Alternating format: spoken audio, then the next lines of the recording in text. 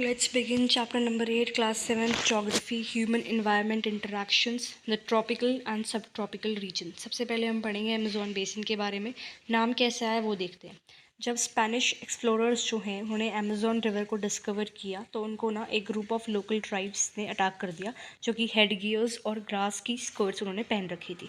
तो इन लोगों को देख के स्पेनिश एक्सप्लोरर्स को लगा कि ये तो बिल्कुल fierce tribe of women warriors जैसे दिख रहे हैं, जो कि एंशियंट रोमन एम्पायर में उनको अमेज़ोन्स कहते थे। तो इसलिए इस रिवर का नाम इन्होंने अमेज़न रख दिया। अब मैप में देखो पहले आप अमेज़न बेसिन को, राइट, दिख रहा है ये, दिस इज़ साउथ अमेरिका। यहाँ पर ये अमेज़न बेसिन है। अगर आप देखोगे तो ये रीजन जो है इक्वेटर के बिल्कुल क्लोज है, 10 डिग्री नॉर्थ और 10 डिग्री साउथ के बीच में, right. This is 0 degree equator, right. तो इसको हम इक्वेटेरियल रीजन भी बोलते हैं। अमेज़न रिवर जो है इस रीजन से फ्लो करती है, वेस्ट में माउंटेन्स है वहाँ से फ्लो करती है, और अटलांटिक ओशन जो कि ईस्ट में है, देखो ये रही अमेज़न रिवर, ये जो माउंटेन्स हैं यहाँ से फ्लो करती हुई वेस्ट से ईस्ट में जाके अटलांटिक ओशन में गिर जाती है।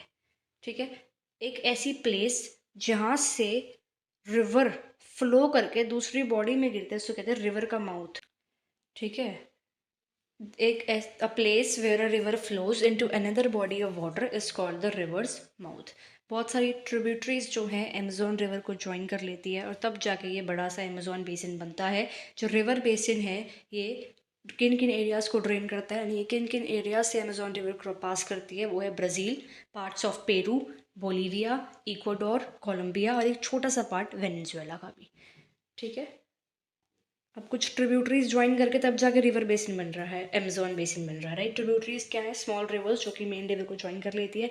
मेन रिवर फिर इन ट्रिब्यूटरीज के साथ एक लार्ज एरिया को ड्रेन करती है, जिसको हम रिवर बेसिन या कैचमेंट एरिया कहते हैं। और जो अमेज़न बेसिन है वो लार्जेस्ट रिवर बेसिन है वर्ल्ड में, राइट। अगर आप अमेज़न बेसिन का क्लाइमेट के बारे में पढ़ो तो सुनो, अमेज़न बेसिन अभी बताया इक्वेटर के आसपास है, तो हॉट और वेट क्लाइमेट जो है यहाँ पे थ्रू आउट द ईयर मिलेगा। डेज और नाइट्स जो है वो इक्वली हॉट और ह्यूमिड है। स्किन यहाँ पे इसलिए स्टिकी फील करती है because of large amount of moisture in the atmosphere. हर दिन बारिश यहाँ पे होती है without too much warning.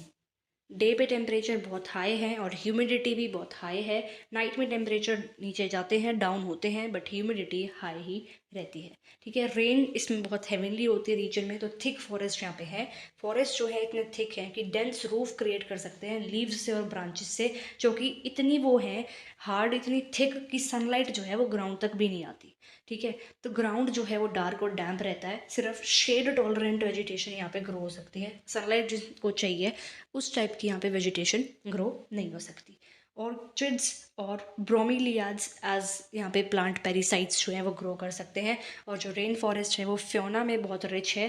Birds जैसे कि टाउकिन्स, हमिंग बर्ड्स, मकाओ, जिनके ब्रिलियंटली कलर्ड प्लूमेग है, ओवर साइज बिल्स हैं फॉर ईटिंग, इसलिए इनको डिफरेंट, ये बर्ड्स हैं जो इंडिया में पाए जाते हैं उनसे डिफरेंट है और यहाँ पर पाई जाती हैं। तो इसलिए दिखता है कि जो यहाँ की फ्योना है वो बहुत ज़्यादा रिच है, राइट। जो बर्ड्स हैं वो लार्ज साउंड्स भी लाइक मनाती है फॉरेस्ट में। और एनिमल्स जो है यहाँ पे मंकीज़ पाए जाते हैं, वेरियस स्पीशीज़ रेप्टाइल्स की, स्नैक्स की भी जंगल्स में मिलती है। क्रोकोडाइल, स्नैक्स, पाइथन्स भी मिल जाते हैं यहाँ पर। एनाकोंडा और बो कॉन्स्ट्रिक्टर भी यहाँ पे कुछ स्पीशीज़ पाई जाती हैं। और ये जो बेसिन है ये होम है thousand of species of insects का। सेवरल स्पीशीज़ फिशेस की मिल जाती हैं जहाँ पे। जो फ्लैश ईटिंग पिराना फ़िश है वो भी रिवर में यहाँ पर मिल जाती है, अमेज़न रिवर में। और ये जो बेसिन है इसीलिए बहुत ज़्यादा एक्स्ट्रा ऑर्डिनरी रिच है in the variety of life found है।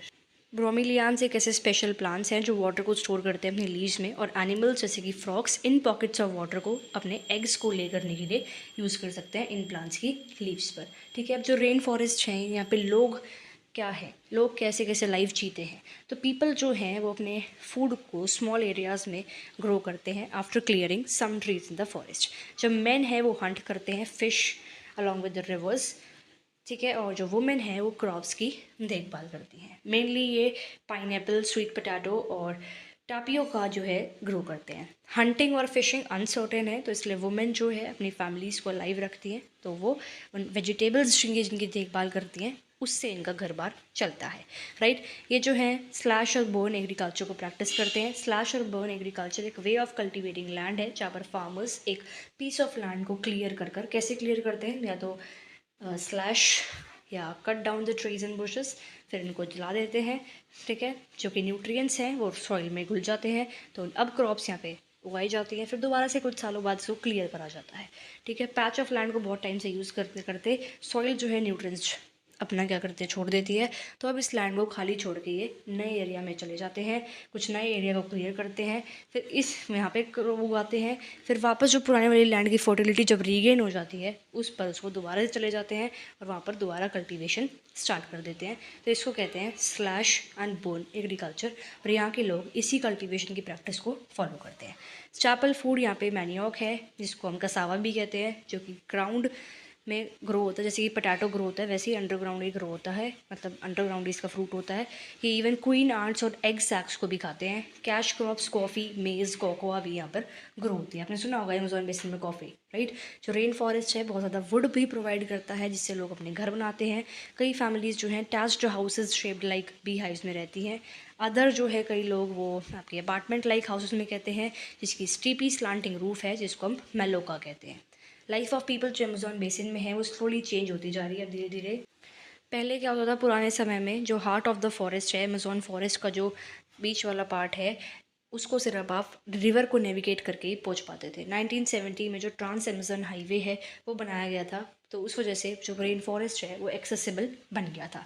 एयरक्राफ्ट और हेलीकॉप्टर्स भी यूज़ होते हैं कुछ वेरियस प्लेसेस पे रीच करने के लिए। जो इंडिजिनस पॉपुलेशन है उसको इस एरिया से बाहर हटा दिया गया था और सेटल फोर्स करा गया था न्यू एरियाज़ में सेटल करने के लिए, जहाँ पर वो डिस्टिंक्टिव वे ऑफ फार्मिंग को प्रैक्टिस करना उन्होंने फिर वहाँ पे स्टार्ट कर दिया था। फिर डेवलपमेंट एक्टिविटीज़ जो है वो अब इस जो बायोलॉजिकल डाइवर्स रेन फॉरेस्ट है इसकी ग्रेजुअल डिस्ट्रक्शन में लगी हुई है। Why? Because of the development activities इसकी जो डिस्ट्रक्शन है वो हो रही है। ये एस्टिमेट किया गया है कि large area of rain forest जो है वो अब डिसअपियर होता जा रहा है अमेज़न बेसिन में, ठीक है। इस पिक्चर में आप देख सकते हो दिखाया हुआ है ग्रेजुअल डिस्ट्रक्शन ऑफ फॉरेस्ट। पहले कितने फॉरेस्ट थे, डेवलपमेंट के चक्कर में अब कितने ही रह गए हैं।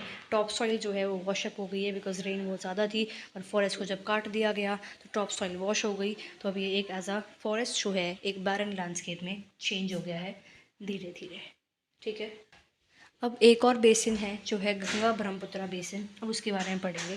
जो ट्रिब्यूटरीज़ है गंगा और ब्रह्मपुत्रा की वो टुगेदर गंगा ब्रह्मपुत्रा बेसिन बनाते हैं इंडियन सब कॉन्टिनेंट में। जो बेसिन है वो लाई करते हैं सब ट्रॉपिकल रीजन में, जो कि आपका 10 डिग्री नॉर्थ से 30 डिग्री नॉर्थ लैटिट्यूड के बीच में मिलेगा। जो गंगा की ट्रिब्यूटरीज़ हैं जैसे कि घाघरा, सोन, चंबल, गंडक, कोसी, और जो ट्रिब्यूटरीज़ हैं ब्रह्मपुत्रा की वो यहाँ पे ड्रेन करती हैं, ठीक है। प्लेन्स ऑफ गंगा और ब्रह्मपुत्रा है, जो माउंटेन्स हैं और जो फुट हिल्स हैं आपकी हिमालयाज़ की, और सुंदरबंस डेल्टा जो हैं वो इस बेसिन के मेन फीचर्स हैं। रिवर ब्रह्मपुत्रा को डिफरेंट नेम्स पे जाना जाता है, डिफरेंट प्लेसेस पे पता लग जाएगा आपको, या नेट में सर्च करके कमेंट में बता देना, राइट। ऑक्सबो लेक्स जो हैं वो यहाँ प्लेन एरिया में मिलते हैं, और जो एरिया है उसमें मानसून टाइप ऑफ क्लाइमेट मिलता है। मानसून यहाँ पे रेन लेके आता है। गंगा ब्रह्मपुत्रा बेसिन की बात हो रही है, मिड जून से मिड सितंबर पे यहाँ पे रेनफॉल होती है, और समर्स जो है यहाँ के हॉट होते हैं और विंटर्स यहाँ पे कूल होते हैं, ठीक है। जो बेसिन एरियाज़ है उसकी बहुत ज़्यादा वेराइट टोपोग्राफी है, और माउंटेन एरियाज़ हैं स्टीप स्लोप्स के लिए, तो इसीलिए जो लोग यहाँ पर हैं बहुत कम रहते हैं, ठीक है। इस माउंटेन रीजन जो है गंगा ब्रह्मपुत्रा बेसिन का, वहाँ पर माउंटेन रीजन में लोग जो हैं कम रहते हैं, बिकॉज इन्वायरमेंट बहुत डोमिनेंट रोल प्ले करता है in the distribution of population, right. जो प्लेन एरिया है वो बहुत सुटेबल लैंड है ह्यूमन हैबिटेशन के लिए, सॉइल फर्टाइल भी होगी, एग्रीकल्चर मेन ऑक्यूपेशन होगा लोगों का। जहाँ पर फ्लैट लैंड अवेलेबल है तो ऑब्वियसली लोग वहीं पर रहेंगे। तो डेंसिटी ऑफ पॉपुलेशन प्लेन्स में बहुत ज़्यादा हाई है। डेंसिटी ऑफ पॉपुलेशन क्या होती है? Number of persons that live in 1 square kilometre of that area. Example देखो तो अगर पॉपुलेशन डेंसिटी ऑफ उत्तराखंड देखो तो 189 है, और जो वेस्ट बंगाल की डेंसिटी है वो 1029 है, और बिहार की डेंसिटी 1102 है। बिहार की डेंसिटी मैक्सिमम क्यों है? बिकॉज वहाँ प्लेन एरिया है। उत्तराखंड की कम क्यों है? क्योंकि वो एक माउंटेनियस रीजन है। और अगर मैं बोलूँ उत्तराखंड की डेंसिटी 189 है तो इसका मतलब ये है कि उत्तराखंड में 1 स्क्वायर किलोमीटर में 189 लोग रहते हैं, ठीक है। ओके, मेन क्रॉप जो है इस गंगा ब्रह्मपुत्रा बेसिन में पैडी है, दैट इज़ राइस, क्योंकि कल्टीवेशन ऑफ पैडी में बहुत ज़्यादा वाटर चाहिए होता है, और इस एरियाज में तो रेनफॉल ऑलरेडी आई है, तो ऑब्वियसली जो स्टेपल क्रॉप है वो भी इसमें क्या होगी? राइस होगी। बाकी भी क्रॉप्स यहाँ उगाई जाती है, जैसे कि wheat, maize, gram, millet, sorghum, cash crops, sugarcane, jute भी यहाँ पर उगाई जाती है। जूट में अगेन बहुत सारा पानी चाहिए होता है, शुगर केन में भी, तो इसीलिए ये वाली जो क्रॉप्स हैं यहाँ पर उगाई जाती हैं। बनाना प्लांटेशंस भी प्लेन के कुछ एरियाज़ में आपको मिल जाएगी, और वेस्ट बंगाल और असम में टी जो है वो प्लांटेशंस में ग्रो होती है। सिल्क भी प्रोड्यूस हुआ जाता है यहाँ पे, सिल्क वॉर्म्स की कल्टीवेशन भी होती है बिहार और असम में। और जो माउंटेनियस रीजन्स हैं, जो हिल्स हैं जहाँ पे स्लोप जेंटल है, वहाँ पे क्रॉप्स को आप टेरेस में ग्रो करते हैं। अब किस एरिया में कैसी वेजिटेशन होगी वो डिपेंड करता है किस टाइप की लैंड फॉर्म वहाँ पर है। Ganga Brahmaputra plain tropical deciduous trees यहाँ पर ग्रो होते हैं, जैसे कि टीक, साल और पीपल। थिक बैम्बू ग्रोव्स जो हैं वो ब्रह्मपुत्रा प्लेन में कॉमन है। डेल्टा एरिया जो है it is covered with mangrove forest too. Uttarakhand, Sikkim, Arunachal Pradesh में कॉनिफेरस ट्रीज़ मिलते हैं, जैसे कि पाइन, डिओडार और फर। और क्यों मिलते हैं? बिकॉज़ यहाँ पर क्लाइमेट कूल है और स्लोप्स जो हैं वो स्टीप हैं, तो इस टाइप की लैंडफॉर्म्स में इस टाइप के ट्रीज़, इस टाइप की वेजिटेशन ही मिलती है, राइट।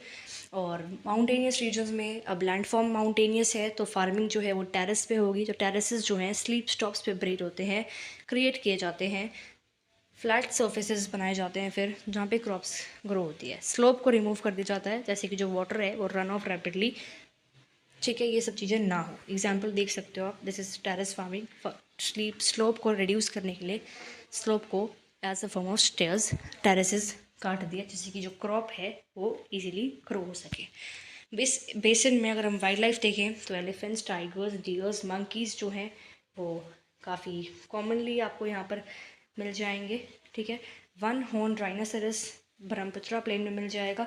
डेल्टा एरिया में बंगाल टाइगर और क्रोकोडाइल्स मिल जाएंगे।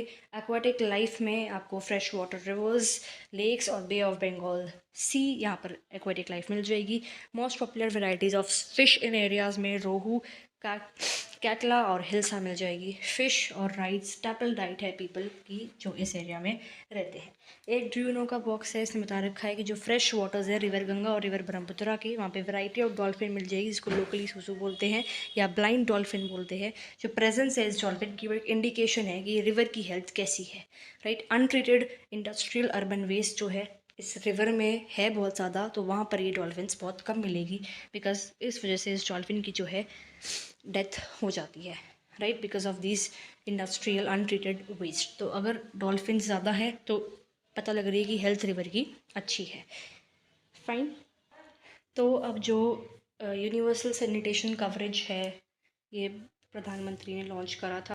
रिवर्स वगैरह को हमें साफ़ करना है, बिकॉज़ रिवर अगर साफ़ है तभी कुछ वैराइटी स्पीशीज़ जो है वो यहाँ पर बची रहेंगी। तो एक प्राइम मिनिस्टर का जो है एक लॉन्च किया था उन्होंने एक मिशन जो है स्वच्छ भारत मिशन, 2 अक्टूबर 2014 को लॉन्च किया था ये। और ये मिशन किस में एम करता है? सैनिटेशन को, यूनिवर्सल सैनिटेशन कवरेज को कॉम्प्लीमेंट करने के लिए ये इंडिया ने लॉन्च करा था, राइट। गंगा ब्रह्मपुत्रा प्लेन है, उसमें बहुत सारे बिग टाउन्स और सिटीज़ मिलेंगे, जैसे कि इलाहाबाद, कानपुर, वाराणसी, लखनऊ, पटना और कोलकाता। और पॉपुलेशन मोर देन 10 लाख जो है रिवर गंगा के आसपास आपको मिल जाएगी। वेस्ट वाटर जो इन टाउन से और इंडस्ट्रीज से जो है इन रिवर्स में आपका ड्रेन करा जाता है, डिस्चार्ज किया जाता है, जिससे पॉल्यूशन ऑफ रिवर्स हो जाता है। All the 4 ways of transport है जो आपके वो गंगा ब्रह्मपुत्रा बेसिन में वेल डेवलप्ड हैं। प्लेन एरियाज़ में रोडवेज और रेलवेज हैं जो लोगों की ट्रांसपोर्टेशन में हेल्प करते हैं। Waterways effective means of transport है रिवर्स के अराउंड। कोलकाता एक इंपॉर्टेंट पोर्ट, वहाँ पर रिवर हुगली सबने सुना होगा। और प्लेन एरिया में भी लार्ज नंबर ऑफ एयरपोर्ट्स आपको मिल जाएंगे। टूरिज्म जो है इंपॉर्टेंट एक्टिविटी है इस बेसिन में। बट बस एक नेगेटिव चीज़ है कि इन सब डेवलपमेंट के बाद यहाँ की जो पोल्यूशन है इस रिवर में बहुत ज़्यादा बढ़ रहा है। तो इस रिवर गंगा को कंजर्व करने के लिए नमामि जो कि एक गंगा प्रोग्राम है इसको इनिशिएट भी किया गया था, ठीक है। ताजमहल जो है रिवर यमुना आगरा के बैंक्स पे है। इलाहाबाद जो है कॉन्फ्लुएंस पे है गंगा और यमुना के। और बुद्धिस्ट स्तूपास यूपी और बिहार में मिल जाएंगे। लखनऊ में इमामबाड़ा है, राइट। असम में काजीरंगा और मानस है वाइल्ड लाइफ सेंचुरीज। और अरुणाचल प्रदेश में डिक्सटन ट्राइबल कल्चर है। तो इन वजह से टूरिज़्म यहाँ पर बहुत ज़्यादा है, ठीक है। तो आपने देख लिया कितना रिचली डाइवर्स है। बस नेगेटिव पॉइंट हर जगह यही आता है कि excessive development, excessive industrialization, excess हर चीज़ तक ख़राब है, राइट। तो पोल्यूशन जो है उसको भी हमें रोकना पड़ेगा और अपनी इस रिच डाइवर्सिटी को, इस रिच सेटलमेंट को वो कंजर्व करना पड़ेगा, राइट।